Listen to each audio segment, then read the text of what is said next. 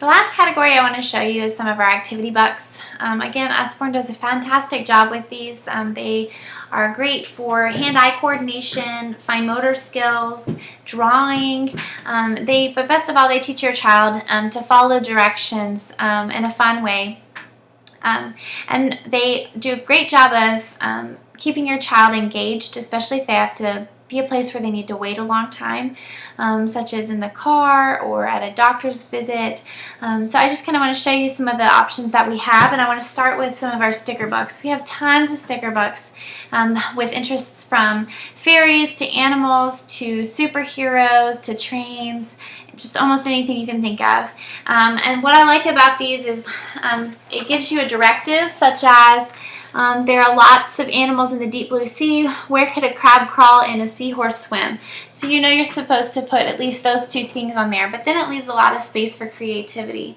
And this one comes with over 150 stickers in the back for your child to use to decorate each page and each scene. So the next one I want to show you is 100 Things to Do on a Car Trip.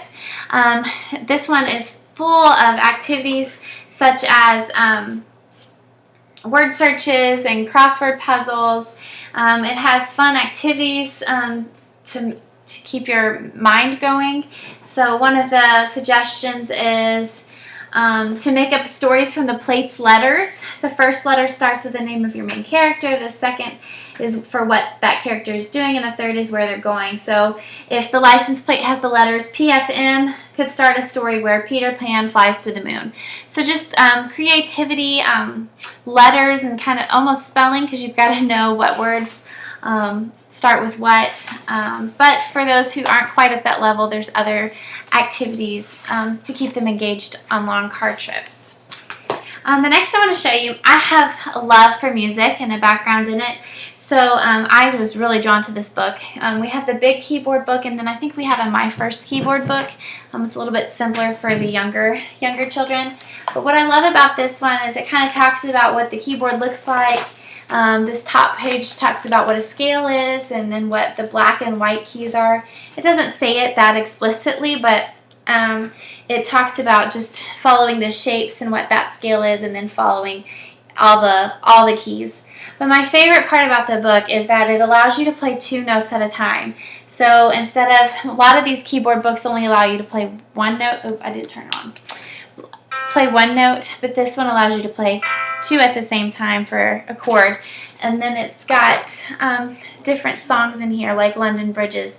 And if it's got the line attached, that means it wants you to play 2 at one time to make up this song. So really fun way to introduce music to children who aren't quite ready for lessons or aren't ready to read music but are interested in it. The next one I want to show is this Big Wipe Clean activity book. We have several in this series, everything from writing letters to writing words to math. This one's an activity book that has dot-to-dots, doodles, and mazes.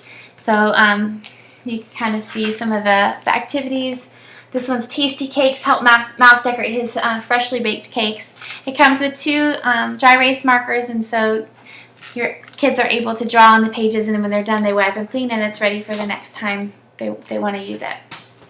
The next I want to show you is from our Muddle and Match series. This is a great one that teaches alliteration. As you notice, all the words on this page start with an M, so it's a tongue twister too, which is always fun to read. Marvin the Magnificent Monster makes mighty milkshakes for his massive mates at the moonlit Mega Monster Mansion. But the fun part is they can create their own monsters by turning different flaps, and it makes a new story every time. So we have monsters, we have adventurers, we've got Imagine, which is more princesses and fairy tales and mermaids, and then we've got jungle animals and sports and jobs. So that's a fun little series. The next one I want to show you is called Who's Next? And I love this one because it teaches the child to pay attention to the surroundings and detail. So it starts with, let me turn back a page. First came the elephant with his friend the lovely ladybug. Guess who is next? So you find the elephant and the ladybug, and you see a little sneak peek of who's coming next. So you kind of guess, and then you turn the page, and it tells you. Tiger came next with his friend the dog. who left? Guess who came next? So you have to look at the picture and kind of figure out. And it does give you a hint down here. You see that the ladybug's leaving, and you have an owl coming. And you turn the page, and it adds some new people. So each page is a little different, and it gets more crazy by the end, trying to keep up with who's there and who's leaving. But fun little activity, like I said, to engage a child with just surroundings. The last book I want to show you is our Wind-Up Train book. We have several in this series, such as I think a tractor, a race car, a plane, and what's great about this one is it has a story in it for you to read, and then it's got these amazing tracks, and it comes with a wind-up train. So I'm going to wind it up for you and show you what happens. But once you wind it up, you put it on the track, and you can watch the train go around the track. So this is really fun to work on hand-eye coordination, fine motor skills. But if your child is not ready to do a wind-up toy like this, we do have one called Busy Bug or Busy Helicopter, and it's one of those ones where you pull back and then release, and it goes. So lots of fun activities. I'm sure there's something that you can find that will interest your child and keep them engaged when you need them. Thank you.